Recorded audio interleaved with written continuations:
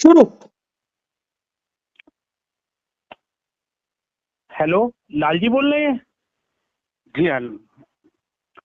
लालजी, मैं XYZ bank से बोल रहा हूँ, चौहान। हाँ जी, आप चौहान साहब XYZ बैंक से बोल रहे हैं। क्या मैं जान सकता हूँ आप वास्तव में XYZ से ही बोल रहे हैं ना? सर, मैं रेपो टीम से बोल रहा हूँ, लीगल टीम से, लीगल टीम हेड। सर दरअसल मेरे पास काफ़ी सारे फेक कॉल्स भी आते हैं, तो पहले मुझे ये वेरीफाई करना पड़ेगा ना। तो आप कृपया मुझे अपनी आईडी बता सकते हैं? सर, मैं आपको आईडी तो बता दूंगा, जी लेकिन पहले आप बातचीत तो शुरू कीजिए। सबसे पहले मैं आपको क्या आईडी बताऊं अपनी? मैं आपको बता दूं मेरी आईडी 364 420 565 है, तो क्या वो मान लिया जाएगा? सर, एक बार के लिए तो मुझे मानना ही पड़ेगा। बिल्कुल, तो पहले बातचीत शुरुआत करते हैं। आईडी का आदान प्रदान, आधार कार्ड का आदान प्रदान, आपका जो होम विजिट लेटर है, DRA लाइसेंस है, एम्प्लॉय आईडी है, मैं आपको बकायदा सब कुछ भेजूंगा। चलिए ठीक है सर, आप बताइए आप कैसे कॉल किया आपने? सर, आपने हमारे बैंक से जी। एक क्रेडिट कार्ड लिया हुआ है। हाँ जी। आपका एक सिक्योर लोन भी चल रहा है, हाउसिंग लोन। जी बिल्कुल सही है। और एक पर्सनल लोन भी हमने आपको दिया था टॉपअप पे, आपके अच्छे पेमेंट को देखते हुए। जी हाँ। और वर्तमान में मुझे ये बहुत दुखद महसूस हो रहा है आपको बताते हुए कि आपके तीनों ही अकाउंट पिछले 2-2 महीने से डिफॉल्ट चल रहे हैं लगभग। तो मैं जान सकता हूं कि इसका क्या कारण है? सर वैसे मैं आपकी जानकारी दुरुस्त करना चाहूँगा कि मेरे जो तीनों अकाउंट्स थे उनमें से जो दो है उनको मैंने पे कर दिया है। केवल मेरा जो क्रेडिट कार्ड है अभी उसी का आउटस्टैंडिंग चल रहा है सर, 2 महीने से। और जैसे आपने फरमाया कि आपको दुख हो रहा है, वैसे ही मुझे भी बहुत दुख हो रहा है, क्योंकि पिछले 4 साल से मेरा आपके बैंक के साथ में कनेक्शन है और मेरा अच्छा लेन देन रहा है। मैंने हमेशा टाइमली पे किया है, लेकिन अभी कुछ विषम परिस्थितियां आ गई है मेरे साथ। और ये सारा मैंने कंपनी को प्रायर नोटिस के जरिए सूचना भी भेजी थी।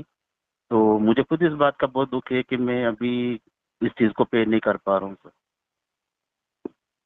आपने प्रायर नोटिस कब भेजा था? क्या आप मुझे वो प्रायर नोटिस की कॉपी व्हाट्सएप कर सकते हैं? जी हाँ, बिल्कुल सर, बिल्कुल भेज तो सकता आप, हूँ मैं आपको। हाँ, आप मुझे प्रायर नोटिस की कॉपी व्हाट्सएप कर दीजिए। और इसका पेमेंट का क्या स्टेटस है? सर इसका पेमेंट का स्टेटस तो मैं आपको अभी सबसे पहले ये बताना चाहता हूँ मैं कि मैंने अभी आपसे आईडी इसलिए पूछी कि आपके ही बैंक के कुछ एम्प्लॉयज थे, उन्होंने मेरे साथ बदसलूकी की और मैंने उनके ऊपर FIR करवा रखी है। और ये सूचना मैंने आपके बैंक को भी दी थी कि आपके जो एम्प्लॉयज है उनके द्वारा मेरे साथ बदसलूकी की गई है और मेरी FIR है। आप मुझे कृपया इसका स्टेटस अपडेट करें और कार्रवाई करें और मुझे सूचित करें, उसके बाद ही इसके बारे में मेरे द्वारा आगे कोई बात की जाएगी।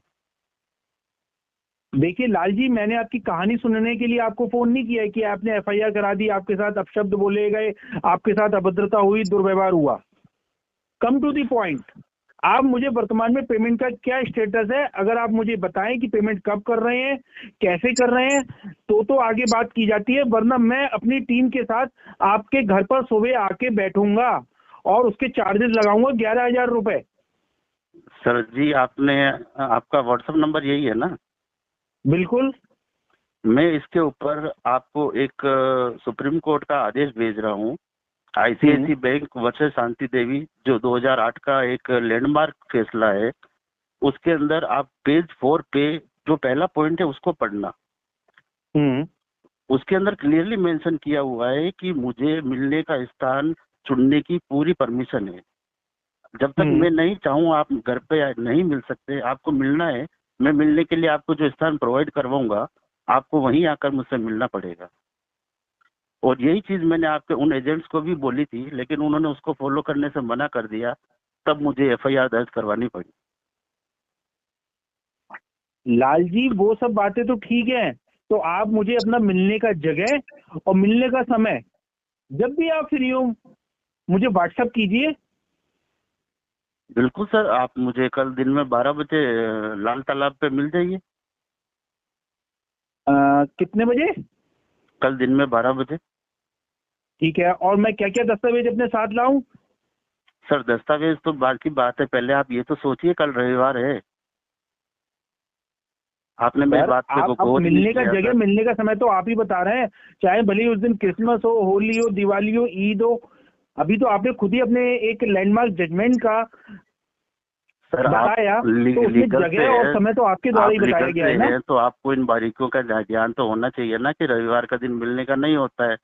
खैर चलिए सर ठीक है, आप आप परसों। भ्रमित कर रहे हैं सर, आप भ्रमित कर रहे हैं। आप कंपनी का, बैंक का पैसा लेके बैठे हुए हैं, और अब आप मुझे बातों के जाल में फंसा रहे हैं। नहीं सर, मैं बिल्कुल आपकी बातों का उचित जवाब दे रहा हूँ।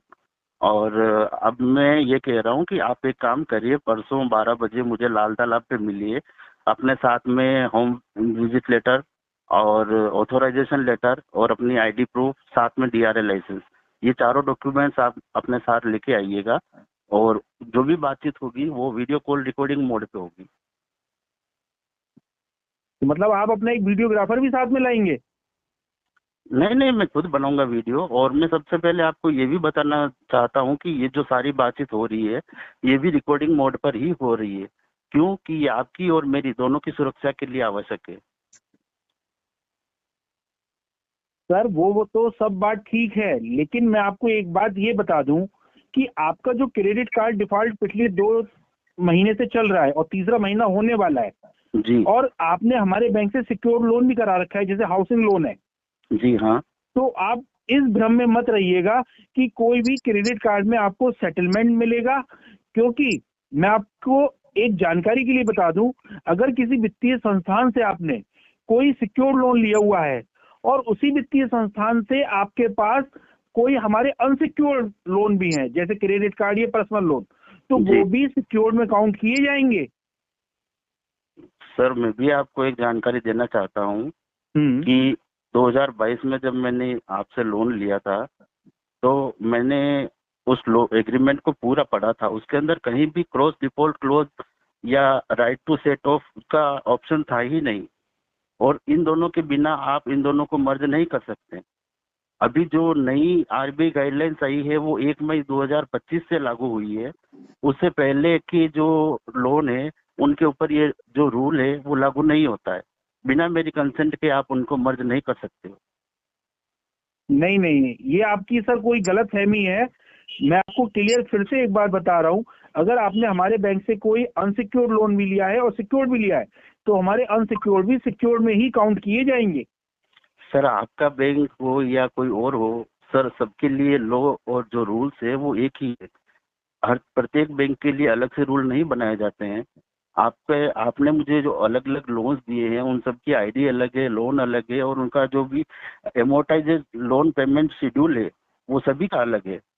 और जब तक मैं क्रॉस डिफॉल्ट क्लोज पे साइन नहीं करूंगा तब तक आप इन दोनों को मर्ज नहीं कर सकते। मैं आपको फिर से एक बात बता रहा हूँ कि सबसे पहले तो हम आपसे अपना क्रेडिट कार्ड का और पर्सनल लोन का जो डिफॉल्ट है, इसको रिकवर कराने का पूरा प्रयास करेंगे। अन्यथा आपका जो हाउसिंग लोन है, हमें उस पर सरफेसी एक्ट लगाना पड़ेगा, भले ही वो रेगुलर क्यों ना हो। सर सरफेसी एक्ट तक बात तब जाएगी ना जब ये दोनों चीजें मर्ज होने की कंडीशन में होगी।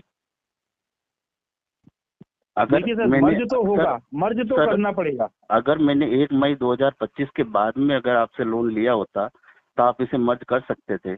लेकिन पहले की जो चीजें हैं वो इनके ऊपर लागू नहीं हो रही है। रही बात रिकवरी की या सेटलमेंट की, अपन उसके ऊपर बात कर सकते हैं। नहीं तो आप इसका भुगतान कैसे करेंगे, क्रेडिट कार्ड का और ये पर्सनल लोन का आपने? सर मैं भुगतान तभी करूंगा जब मैंने भी आपको बताया कि आपकी कंपनी मुझे एक बार बताया मुझे कि उन्होंने अपने एजेंट्स के ऊपर क्या एक्शन लिया है और सुप्रीम कोर्ट के जो डायरेक्शंस हैं उनको फॉलो किया है।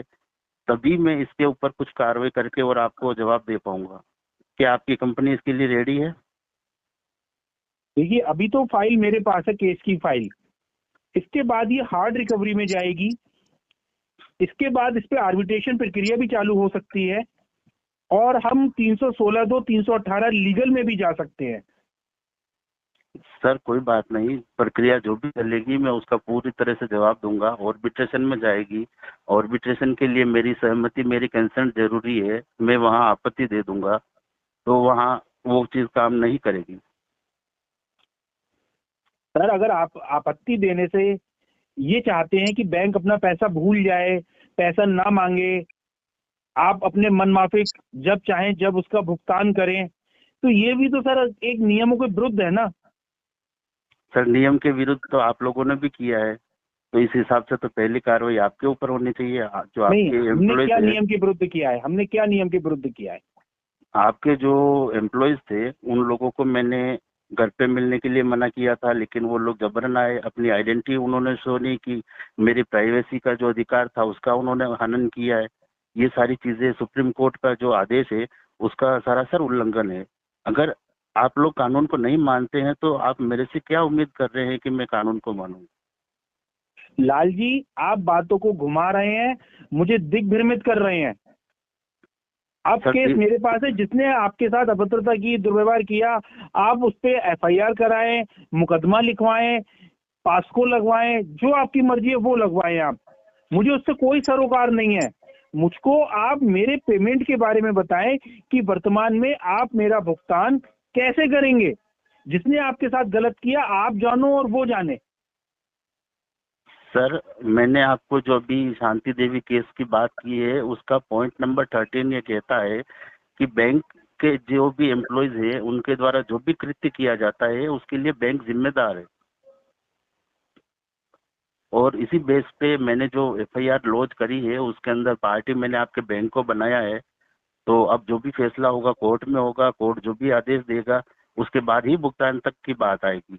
लेकिन अगर आप चाहते हैं इस मामले को खत्म करना तो अपन इस पे सेटलमेंट के बारे में बात कर सकते हैं, या फिर आप मुझे, मैंने जो मेरा नोटिस भेजा था उसके जरिए आप मुझे मोराटोरियम या रिस्ट्रक्चर की फैसिलिटी प्रदान कर दीजिए। देखिए सर, मोरेटोरियम तो हमने कोरोना काल में दिया था सर, मोरेटोरियम तो मिलेगा नहीं, और रीस्ट्रक्चर हम प्रदान नहीं करते हैं, और सेटलमेंट तो हम किसी भाव में नहीं करेंगे, क्योंकि हमने आपको क्रेडिट कार्ड दिया, पर्सनल लोन दिया, पैसा आपने इस्तेमाल किया, जिस काम में भी आपने पैसा अपना खर्च किया हमारा, तो इसको आप सेटलमेंट का नाम कैसे दे सकते हैं? क्या वो बैंक का पैसा क्या फ्री का है, मुफ्त का है कि कोई भी इस्तेमाल करे और जब कहें सेटलमेंट करा ले नाम मात्र के परसेंटेज में? सर पैसा तो हमारा भी फ्री का नहीं है, पैसा तो हमारा भी मेहनत का ही आ रहा है। और रही बात सेटलमेंट नहीं करने की, तो ठीक है मत करिए, आप जो भी कानूनी कार्रवाई आप कर सकते हैं करिए, और उसका जो भी माकूल जवाब मुझसे बन पड़ेगा मैं जरूर दूंगा। लेकिन यहाँ मैं आपको एक बताना चाहता हूँ कि मैं एडवोकेट नरेंद्र जोशी जी का फैन हूँ और उनकी काफी इज्जत करता हूँ, काफी कुछ सीखा है उनसे। तो आपकी हर चाल का आपको माकूल जवाब दिया जाएगा। देखिए सर, चाल, मोहरे, शतरंज और बिसात, इन शब्दों का तो तात्पर्य तब निकलेगा ना जब आपकी तरफ से डिफॉल्ट किया जा रहा है। अगर आपने हमारी बैंक से जो आपको सुविधाएं प्रदान की गई हैं, आपने उनका पूर्ण रूप से उपयोग किया, अब जब पेमेंट की बारी आई तब आप एडवोकेट नरेंद्र जोशी जी को बीच में ला रहे हैं, जबकि उनसे हमारा कोई लेना देना नहीं है। सर मैं आपकी जानकारी में डालना चाह रहा हूँ कि आप जो बातें कर रहे हैं और जो मुझे कानूनी प्रक्रिया की बातें कर रहे हैं, तो मैं केवल ये बताना चाह रहा हूँ कि मैं हर प्रक्रिया के लिए तैयार हूँ मानसिक रूप से, और दूसरे जो भी तरीके हैं उन सारे तरीकों से मैं आपकी इन सारी चीजों को फॉलो करूंगा और उनका जवाब दूंगा मैं। बाकी नहीं रही लाल जी, तो आप अपने घर का खर्चा कैसे चला रहे हैं, इसका भुगतान कैसे करेंगे? मुझे भी जवाब देना है, मुझे भी केस सॉर्ट आउट करके देना है। सर मेरा घर का खर्चा चलाने वाला मैं इकलौता तो हूँ नहीं, मेरे भैया हैं, मेरे पापा हैं, वो लोग भी हैं और घर का खर्चा चल रहा है। और रही बात ईएमआई की, ईएमआई भी मैं भुगतान करूंगा, मैं मना नहीं कर रहा हूँ कि मैं आपका पैसा खाऊंगा, लेकिन अभी वर्तमान में थोड़ा समय खराब है। अगर मैं 4 साल से पेमेंट टाइमली पे कर रहा था, इट मीन्स मैं कोई विलफुल डिफॉल्टर नहीं हूँ। थोड़ा सा समय खराब आ गया, अभी नहीं पे कर पा रहा हूँ, आप मुझे थोड़ा टाइम दे दीजिए। तो आप ऐसा करिए, क्रेडिट कार्ड का जो मिनिमम ड्यू है, जी मैं आपसे प्रार्थना करता हूँ, रिक्वेस्ट करता हूँ जी कि आप वो मिनिमम ड्यू पे करवा दीजिए सर। सर मिनिमम ड्यू पे कर देता अगर मेरे पॉसिबल होता। मेरे पास अभी एक भी रुपया नहीं है, तो अभी मिनिमम ड्यू पे करना मेरे लिए तो भी पॉसिबल है नहीं है। और सर पर्सनल लोन जो आपका है उसकी भी आपकी 2 किस्तें टूटी हुई है, तीसरी फिर हो जाएगी जुलाई में। बिल्कुल सर, अब पैसा नहीं है तो वो तो होना ही है। सर ये बात कह के आप बच नहीं सकते, आपने वित्तीय संस्थान के पैसे का पूर्ण सदुपयोग किया है। बिल्कुल सर, बिल्कुल आपने बहुत सही शब्द यूज किया, सदुपयोग किया है मैंने उनका। और मैं ये भी कहना चाहता हूँ कि जब भी मुझे अवसर मिलेगा और जैसे ही मेरे पास व्यवस्था होगी, मैं उस सारे पैसे को मैं भुगतान कर दूंगा। लेकिन तब तक के लिए मुझे आपकी तरफ से कोई भी गैर कानूनी एक्ट नहीं चाहिए। आप कानूनी तौर पे जो भी करना चाहें आप करिए। लाल जी देखिए, कानूनी तरीके से तो कोई वसूली हो ही नहीं सकती। आप मुझे अभद्रता दुर्व्यवहार करने पे मजबूर कर रहे हैं। कल मैं अपने साथ 4 मुस्टंडे लाऊंगा सुबह सुबह, जो मेरी तरह ही रिकवरी एजेंट होंगे, और वह आपके पूरे समाज के सामने, जो आपके अड़ोसी पड़ोसी, आपका घर है, कार्यस्थल है, वहां जाके हम रेगुलर आपसे उन सबके सामने पैसों की डिमांड करेंगे, और उन लोगों को भी बताएंगे कि आपने बैंक के साथ किस तरह फ्रॉड किया है और बैंक का पैसा नहीं चुका रहे हैं आप। सर यही बात कुछ दिन पहले आपके एजेंट ने कही थी, मुझे बड़ी हंसी आई थी। अभी भी हंसना चाह रहा हूँ, लेकिन आप बड़े अच्छे तरीके से बात कर रहे हैं तो मैं आपको ये कहना चाहता हूँ, आप पधारिए, आपका स्वागत है। लेकिन साथ में एक एम्बुलेंस जरूर लेके आइएगा, क्योंकि आप आएंगे तो अपने पैरों पर, लेकिन वापस अपने पैरों पे नहीं जा पाएंगे। आप क्या मुझे धमकी दे रहे हैं? ये रिकॉर्डिंग हो रही है आपकी, कहीं ऐसा बिल्कुल ना हो कि ये बिल्कुल आपके सर। विरुद्ध हो जाए, कहीं ऐसा ना हो कि ये आपके ही विरुद्ध हो जाए। नहीं होगी सर, पहले आपने मुझे गैर कानूनी कृत्य करने के लिए बोला है, उसके जवाब में भी आपको बता रहा हूँ कि अगर आप कोई गैर कानूनी कृत्य करेंगे तो फिर पीछे मैं भी नहीं उठूंगा। मतलब बैंक का पैसा नहीं देंगे, खून खराबा कर लेंगे, मारपीट कर लेंगे, 4 लोग समाज में 4 लोगों को दिखा देंगे, लेकिन अगर पैसा नहीं देंगे वित्तीय संस्थान का। अगर वित्तीय संस्थान मुझे मजबूर करेगा वो सब करने के लिए तो मुझे करना पड़ेगा, अन्यथा वित्तीय संस्थान कानूनी तरीके से अपनी कार्रवाई करे, मुझे कोई आपत्ति नहीं है। मैं सुबह 7 बजे अपनी टीम के साथ आपके घर पर आ रहा हूं, और देखते हैं सुबह कल क्या होता है। आपको पैसे तैयार रख लेना, क्रेडिट कार्ड का मिनिमम ड्यू और पर्सनल लोन की एक ईएमआई जमा करा देना आप सुबह सुबह। मैं सुबह 6:30-7 बजे आपके घर पर अपने लड़कों के साथ आऊंगा। सर जी पैसे तो मिलेंगे नहीं, लेकिन हाँ डंडे जरूर मैंने तैयार करके रखे हुए हैं बहुत अच्छे से। और अगर एम्बुलेंस की व्यवस्था आप नहीं कर सकें तो आप बोले तो मैं एम्बुलेंस भी मैं ही बुला लूं।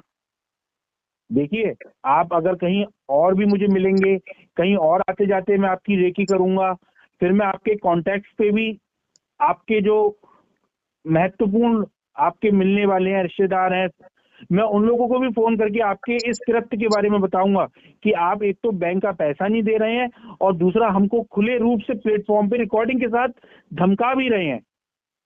सर उसके लिए आप बाहर रहेंगे तब ना। आप क्या सोच रहे हैं मैं टांगे तोड़ के ऐसे ही छोड़ दूंगा आपको? हवालात में भी जाना पड़ेगा ना आपको। नहीं, हवालात क्या सिर्फ आप ही के लिए बनी है, हमारे लिए नहीं है कि कोई कानून हमारा नहीं है क्या? तो आप कानूनी कार्रवाई से करिए, भेजिए मुझे हवालात। कानूनी कार्रवाई का हम पे इतना समय नहीं है कि हम 5-7 साल 8 साल रुकेंगे। हम तो ऑन द स्पॉट फैसला करते हैं। तो फिर आइए कर लेते फैसला ऑन द स्पॉट। चलिए, कल सुबह तैयार रहिएगा, मैं सुबह अपनी टीम के साथ आता हूँ, सुबह 6 बजे राइट टाइम मोस्ट आपके घर वेलकम। के बाहर मिलूंगा। चाय नाश्ता तैयार करवा दीजिएगा मेरे लिए, और ईएमआई का प्रबंध भी कर दीजिएगा। बिल्कुल बिल्कुल सर, डंडे और हॉकी स्टिक वगैरह सारे तैयार रखे हैं, और एम्बुलेंस को भी मैं कॉल कर दूंगा सुबह जल्दी ही। आप आ जाइए, स्वागत है आपका। मैं अपने साथ पुलिस की टीम लेके आऊंगा आपके निकटतम थाने की। अगर आएंगे तो फिर उनको भी अपनी जॉब से हाथ धोना पड़ेगा, क्योंकि वो रिकवरी के लिए नहीं बने। पुलिस का काम लॉ एंड ऑर्डर मेंटेन करना है, ना कि रिकवरी करना। हाँ, तो लॉ एंड ऑर्डर ही तो मेंटेन कराऊंगा कि आप मेरे साथ कोई गैर कानूनी कृत्य ना करें। गैर कानूनी कृत्य जब आप कर रहे हैं तो पहले तो पुलिस आपको पकड़ेगी ना, मुझे क्यों पकड़ेगी? भाई, मैं तो शालीनता नम्रता से अपने 4 लड़कों के साथ आपके घर पे अपने पैसे मांगने आ रहा हूँ, अपने बैंक के। कोई आपसे लड़ाई झगड़ा करने थोड़ी आ रहा हूँ। यहाँ पर आप सुप्रीम कोर्ट की गाइडलाइन का उल्लंघन कर रहे हैं। आप बिना मेरी कंसेंट के मेरे घर पे आ रहे हैं। फिर वही वाली बात, तो मैं पैसा तो मांगूंगा। अगर आप सुप्रीम कोर्ट की गाइडलाइन का उल्लंघन कर रहे हैं तो फिर उसके लिए तो पुलिस आपको पकड़ेगी ना कि मुझे क्यों पकड़ेगी? मतलब मैं अगर एक सुप्रीम कोर्ट की एक लाइन का उल्लंघन करता हूं तो पुलिस मुझे हवालात में डाल देगी, और मेरा पैसा आप नहीं दे रहे हैं तो आपकी आरती उतारेगी। डाल देगी नहीं सर, डाल चुकी है ऑलरेडी आपके एम्प्लॉय को। अगर मतलब आप एडवोकेट नरेंद्र जोशी जी को कुछ ज्यादा ही फॉलो कर रहे हैं, और उनके दिए गए जो ऑडियो वीडियो रिकॉर्डिंग है उसमें कुछ ज्यादा ही एंटर कर गए हैं, जिस वजह से आपके जो ज्ञान के चक्षु हैं ना वो ज्यादा खुल गए हैं, लेकिन पैसा देने में नहीं खुले हैं कि किसी का पैसा उसके वित्तीय संस्थान को उसका वापस करें। सर पैसा देने के लिए मैंने इनकार नहीं किया है, मैंने केवल आपसे कुछ रियायत मांगी है, वो आप देने के लिए मना कर रहे हैं। तो फिर मेरे पास क्या ऑप्शन बचा? यही बचा है ना कि आपकी कानूनी प्रक्रिया का मैं सामना करूं, उसके लिए भी मैं तैयार हूं, लेकिन आप उसमें जाना नहीं चाहते। आप जो तरीका अपनाना चाहते हैं फिर अपनाइए, आप फिर लीजिए उसका जवाब जो आपको मिलता है वो। सर ऐसे बात नहीं होती है जैसे आप बात कर रहे हैं। सर शुरुआत तो आपने की है। सुबह एक किस्त क्लियर करा दीजिए, मिनिमम ड्यू करा दीजिए। हमारा आपसे कोई जाति थी बैर थोड़ी है भैया। सर शुरुआत आपने की थी बात ऐसा करने की, आपने ही मुस्टंडे लाने की, ये सारी जो हरकतें हैं उसकी शुरुआत की, तो मुझे जवाब देना पड़ा, वरना मैं भी बड़ी शालीनता से आपसे बात कर रहा था। सर मुझे आपकी बात का कुछ भी भरोसा नहीं लग रहा है, और मैं सुबह 6:30 बजे आता हूँ, देखते हैं सुबह क्या होता है। चलिए और ठीक है, लीगल नोटिस लाऊंगा, मैं एक लीगल नोटिस लेके आऊंगा, वो भी आपको रिसीव करना पड़ेगा उस समय। और उसके एवज में मैं भी आपको एक इंटीमेशन लेटर दूंगा, आपको वो रिसीव करना पड़ेगा। बिल्कुल, मुझे कोई दिक्कत नहीं है। ठीक है फिर आइए, और लेकिन ये ध्यान रखिएगा कि यहाँ आने के बाद कोई भी गैर कानूनी कृत्य करने की कोशिश मत करिएगा, और जो जो दस्तावेज मैंने बताए हैं वो साथ लेके आइएगा। और सबसे खास बात कि मैं आपको मना कर रहा हूँ घर आने के लिए, ऑन रिकॉर्ड बोल रहा हूँ कि आप मेरे घर पे मत आइएगा। अगर आप मिलना चाहते हैं तो लाल तालाब पर मिलिएगा, लेकिन फिर भी अगर आप जबरन मेरे घर आते हैं तो आप कानून का उल्लंघन कर रहे हैं। सर मुझे आपके घर आने में सुबह 6:30 बजे कोई दिलचस्पी नहीं है। मैं भी जानता हूं कि जो रिकवरी का टाइम है वो सुबह 8 से लेके शाम को 7 बजे तक का है। जब आप इतने सारे कानून उल्लंघन कर रहे हैं तो टाइम का उल्लंघन कर लेंगे तो क्या बड़ी बात हो जाएगी? जब आप संडे को आ सकते हैं, आप आके मेरी प्राइवेसी का अधिकार तोड़ सकते हैं, आप आके अन्य मारपीट की धमकियां दे सकते हैं, तो फिर टाइम क्या मायने रखता है आपके लिए? आप 6:30 क्या आप 4:30 भी बोल सकते हैं। आपको डर नहीं लगता है कि आपके समाज के सामने, अड़ोसी पड़ोसी के सामने आपकी इंसल्ट होगी लोन को लेकर, और आप अब भी मुझसे बहस किए चले जा रहे हैं? सर डर जिंदा आदमी को लगता है, मैं तो 1 साल पहले ही मर चुका था। वो तो नरेंद्र जोशी जी की उन्होंने जो सांसें मुझे दी हुई है ना, तो आज इस दिल में डर नाम की कोई चीज नहीं है। आप एक लाश से बात कर रहे हो। देखिए मुझे ना मजबूर मत कीजिए सुबह तमाशा बनाने के लिए आपका। आइए मुझे मेरी EMI करवा दीजिए। आइए फिर देखते हैं किसका बनता है तमाशा। ठीक है, सुबह 6:30 बजे मिलता हूँ सर मैं आपसे। Yes yes. और आप अपने हॉकी डंडे लड़के जो भी आप सबको तैयार रखिएगा। Everything is ready sir, everything ready, you are most welcome. आपसे अब भी बहुत अनुनय विनय से कह रहा हूँ कि सुबह मेरी एक मिनिमम ड्यू पेमेंट करा दीजिए क्रेडिट कार्ड का, और पर्सनल लोन की एक EMI करा दीजिए। सर मैंने भी बड़ी शालीनता से आपसे बताया है कि मैं आपका बहुत पुराना कस्टमर हूँ, 4 साल से रेगुलर में टाइमली पे कर रहा था। अभी 2 महीने से कुछ क्राइसिस आ गए और कुछ फाइनेंशियल प्रॉब्लम हो गई, नहीं पे कर पा रहा हूँ। तो आप अगर इस हद तक आ चुके हैं तो फिर आप मुझसे शालीनता की उम्मीद क्यों रख रहे हैं? क्या आपका ये फर्ज नहीं बनता है? क्या आपका ये फर्ज नहीं बनता है कि एक रेगुलर इतना पुराना कस्टमर है उसको कुछ रियायत दें, उसको कुछ समय दें? आप हमारे वैल्यूएबल कस्टमर तब तक हैं जब तक आप EMI टाइम से दे रहे हैं। जैसे ही आप EMI डिफॉल्ट करते हैं आप हमारे कोई वैल्यूएबल कस्टमर नहीं है, आप हमारे लिए डिफॉल्टर हैं एक। चलिए ठीक है फिर, आप डिफॉल्टर को जिस तरीके से टैकल करना चाहते हैं करिए। फिर आप तमाशा बना के रख दिया है, कोई पैसा देना ही नहीं है, अपने सारे खर्चे करने हैं, बस बैंक का पैसा नहीं देना है। सारे नियम कायदे कानून आपको पता है, एडवोकेट नरेंद्र जोशी जी को फॉलो करते हैं, उनकी सारी वीडियो ऑडियो रिकॉर्डिंग सुनते हैं आप, लेकिन पैसा नहीं देंगे साहब हम आपका। सर अभी हाल ही में अगस्त 2024 देवाशीष बी राय चौधरी बनाम bank of India, supreme court ने खुलेआम कहा था कि बैंकों ने जो रिकवरी एजेंट है वो रिकवरी एजेंट नहीं, गुंडों की फौज पाल रखी है, और आप उसी तथ्य को सही साबित करने में तुले हुए। अरे भाई, तो पैसा भी ना मांगे कोई आपसे अपना? अरे तो मांगने का तरीका होता है सर। अरे मैं 15 मिनट से आपके लाड़ लपे क्यों कर रहा हूँ इतनी देर से? नहीं, आप मुझे धमका रहे हैं। वाह, उल्टा चोर कोतवाल को डांटे। धमका आप मुझे रहे हो कि सुबह एम्बुलेंस में जाओगे और ऐसा होगा और वैसा होगा। सर शुरुआत आपने की है तो फिर जवाब तो सुनना पड़ेगा आपको।